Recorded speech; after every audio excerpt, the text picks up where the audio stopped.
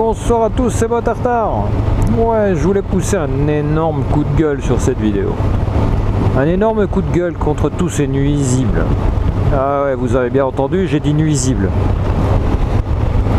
Alors les nuisibles dont je parle, c'est tous ceux qui, sur les réseaux sociaux, sur les médias de partage comme YouTube, Dailymotion, j'en passe, c'est les meilleurs, Vimeo, tout ce que vous voulez. Tous ces nuisibles qui font des critiques parce que, alors plus ou moins fondées, parce qu'on respecte pas telle règle théorique, telle autre règle théorique, tel autre machin, et ça lui plaît pas, et voilà. Mais sans, je dirais, sans y mettre les formes, et premièrement, autrement dit, il y a des choses qui se disent et d'autres qui ne se disent pas. La manière de le dire est très importante. La preuve, allez, on va partir sur la manière, je vais expliquer pourquoi je dis la manière. Dans la rue,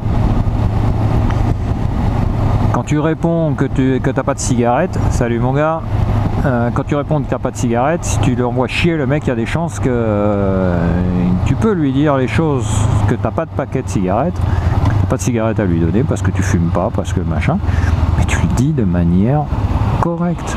Tu l'envoies pas bouler parce que selon la personne, tu t'en prends une, tout simplement. Il s'adresse à toi de manière respectueuse.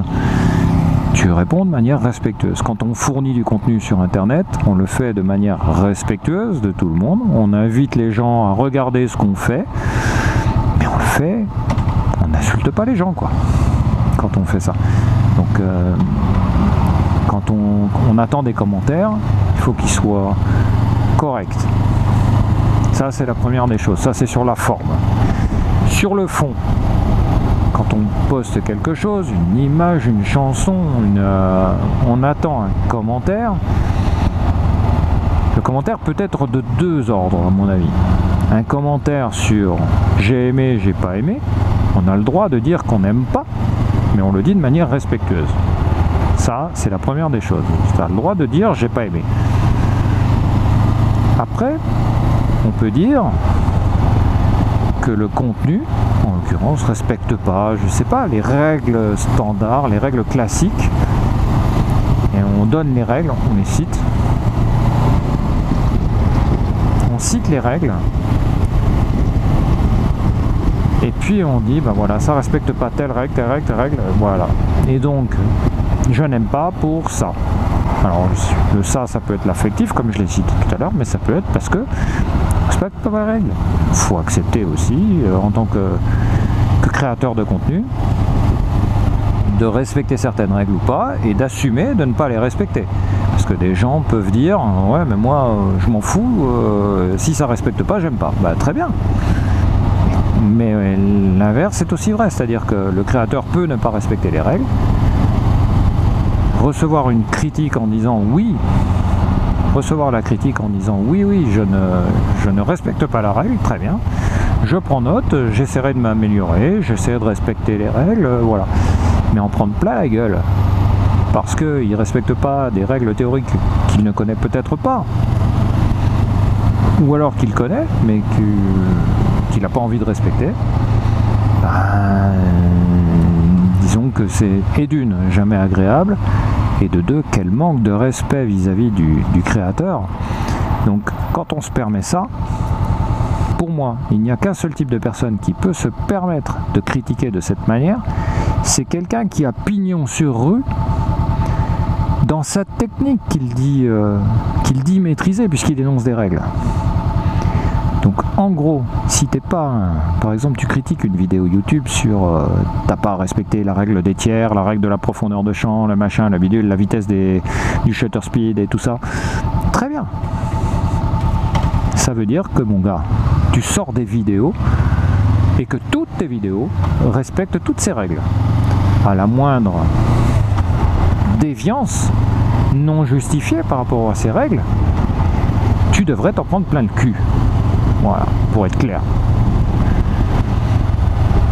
Maintenant, tu as le droit de souligner, la personne a le droit, le créateur a le droit de dire oui, je suis d'accord, non, je suis pas d'accord, et puis je fais ce que je veux, et puis c'est mon mur, c'est mes créations, et pour le reste,